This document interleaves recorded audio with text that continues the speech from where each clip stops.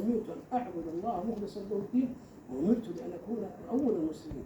فالحاج في هذه الليلة العظيمة وهو ينفر وتسير قدميه كما نشاهد حجاج بيت الله الحرام وهؤلاء المشاة وهذه النفرة ينفرون من عرفات إلى مزدلفة يرجون ما عند الله عز وجل، تركوا أوطانهم وبذلوا أموالهم وأرخصوا كل شيء في سبيل أن يقفوا في هذه المشاعر العظيمة، فيبيتون الليلة في مزدلفة كما بات النبي صلى الله عليه وسلم. ولذا قال النبي صلى الله عليه وسلم: خذوا عني مناسككم لعلي لا ألقاكم بعد عامي هذا. لعل والضعفاء يؤذن لهم أن ينفروا بعد منتصف الليل، ومن استطاع وتيسر له المبيت في مزدلفة وصلاة الفجر مبكرة كما فعل النبي صلى الله عليه وسلم، ثم يقف بالمشعر الحرام، والنبي صلى الله عليه وسلم يقول: وقفت ها هنا في مزدلفة، ومشعر يقصد عليه الصلاة مزدلفة، ومشعر كلها موقف، وقفت ها هنا في عرفة وعرفة كلها موقف، تسهيلا على الحجاج. فينفر الحاج، يبقى الحاج بعد صلاة الفجر ثم يذكر الله عند المشعر الحرام، يدعو حتى تسفر جدا، ثم يلتقط 7 جمرات من أي مكان تيسر له، ثم يذهب إلى جمرة العقبة وهي آخر الجمرات وأقرب الجمرات إلى مكة، لأن الأولى الصغرى ثم الوسطى ثم الكبرى، فيرميها ب7 حصيات يكبر مع كل حصى. بعد ذلك يذهب الحاج فيحلق شعره ثم ينحر هديه إن كان متمتعا أو قارنا،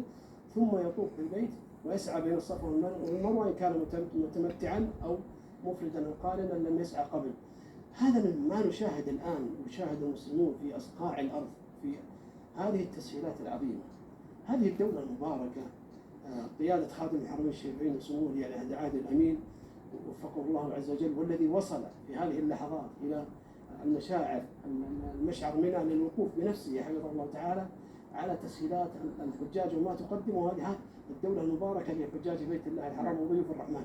ما نشاهده في هذه الإنسان عليه أن يشكر الله عز وجل، والدعوية وغيرها من الخدمات كلها تسهيلا للحاج، من حين أن يأتي الحاج من الأماكن من المطارات وأماكن الحدود حتى يعود إلى بلده آمنا مطمئنا. وحجاج بيت الله الحرام عليهم أن يتفرغوا لهذا المنسك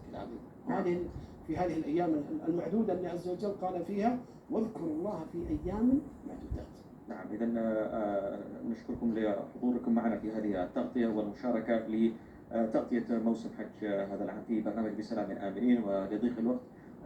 كل الشكر موصول إلى الشيخ ناصر الخفية علوم أصول الدين بجامعة الإمام محمد بن سعود الإسلامية، وأيضا دعاؤنا لحجاج بيت الله الحرام بأن يحفظهم ويتم عليهم حجهم ومناسكهم، وأن يتقبل منهم هذا الحج وأن يعودوا إلى بلادهم سالمين غانمين. والشكر موصول أيضا لكم مشاهدينا الكرام على متابعة بسلام آمنين عبر قناة السعودية، ونبقى وإياكم مع هذه التلبيات وهذه اللقطات المباشرة من مشعر مزدلفة لحجاج بيت الله الحرام حيث يبيتون هذه الليلة.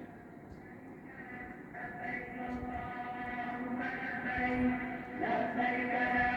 شريك لك لبيك إن الحمد والنعمة لك والملك لا شريك لك لبيك اللهم لبيك لبيك لا شريك لك لبيك إن الحمد والنعمة لك والملك لا شريك لك لبيك اللهم لبيك لبيك لا شريك لك لبيك إن الحمد والنعمة لك والملك لا شريك لك لبيك اللهم لبيك لبيك لا شريك لك لبيك إن الحمد والنعمة لك والملك لا